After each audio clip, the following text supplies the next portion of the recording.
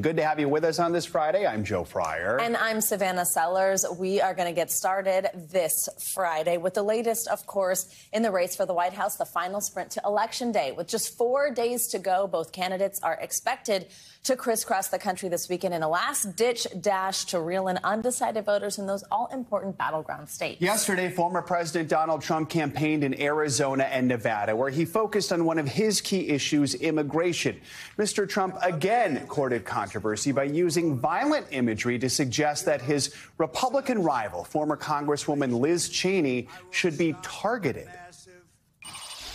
But the reason she couldn't stand me is that she always wanted to go to war with people. I don't want to go to war. She's a radical war hawk. Let's put her with a rifle standing there with 9 barrels shooting at her, okay? Let's see how she feels about it. You know, when the guns are trained on her face. Also campaigning in Nevada was his rival, Vice President Kamala Harris. She was joined by singer Jennifer Lopez in Las Vegas. The appearance of the Puerto Rican star comes nearly a week after comedian Tony Hinchcliffe made that offensive joke about Puerto Rico at a Trump rally in New York. The vice president urged her supporters to turn their back on Mr. Trump's rhetoric. Joining us now for a closer look at all this, NBC News correspondent Dasha Burns, who's following the Trump campaign, and White House correspondent Monica Alba, who's watching the Harris campaign. Good morning to both of you.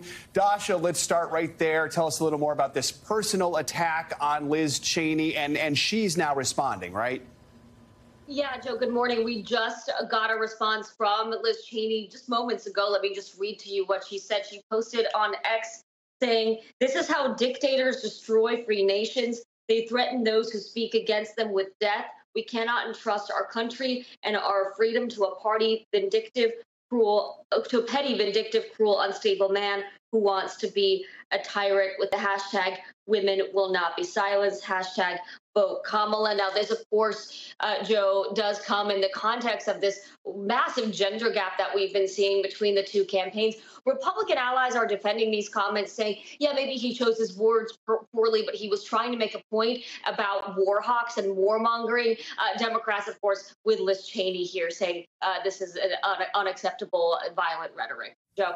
Monica, let's bring you in here. We mentioned this a second ago. We saw Vice President Harris seize on 2 big controversies coming out of the Trump campaign. First is the issue of Latino voters and that joke about Puerto Rico. We just mentioned that appearance by Jennifer Lopez.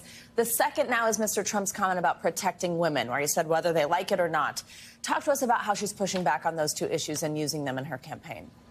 Yeah, the vice president brought that up repeatedly yesterday, and she's certainly going to continue to lean into that message. And this is about trying to amplify her closing argument, which is not just to focus on the former president's rhetoric, but to think about, she says, his actions, what he has promised to do if he is reelected and is back in the White House, and what he would do when it comes to reproductive freedom, or what he would do when it comes to health care and these major issues. And she tried to lay that out yesterday. Here's a little more of what she had to say to our own colleague Yamiche Alcindor.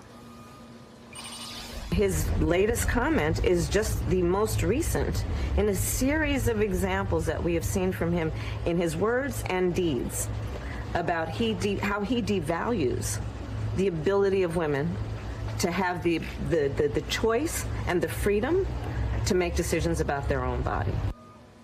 And I have to tell you, Savannah and Joe, the Harris campaign is already also seizing on those comments that the former president made about former Congresswoman Liz Cheney last night. They're amplifying that this morning, and I think you can expect the vice president and all of her surrogates to lean into that as well, again, when it comes to trying to warn about what the former president is saying he would do to some of his critics and detractors if he's back in the White House. Dasha, let's talk about some of the other key moments from Mr. Trump's rallies in Nevada and Arizona yesterday. We know immigration is a huge part of his campaign in any state, but especially with one of those being a border state. He really did lean into that, right? Yeah, look, Joe, the more you listen to him in these closing days, the more it's becoming clear that he really does believe that immigration is the key issue in this race. That's what's going to galvanize voters, including Latino voters, which might sound counterintuitive, but a lot of his Latino supporters do agree with his immigration policy.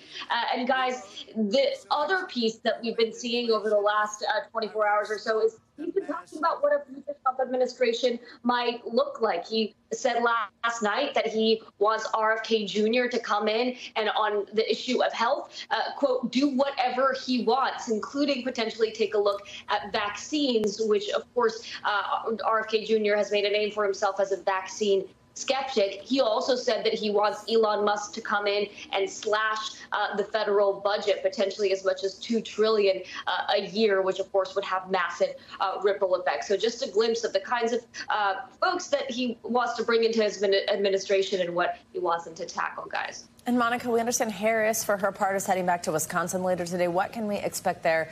And what do we think we'll see over the weekend, final weekend before the election?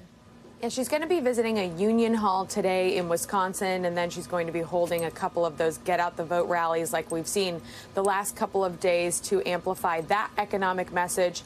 And then this weekend, she is going to be traveling tomorrow to Atlanta, Georgia, Charlotte, North Carolina, so those two critical states.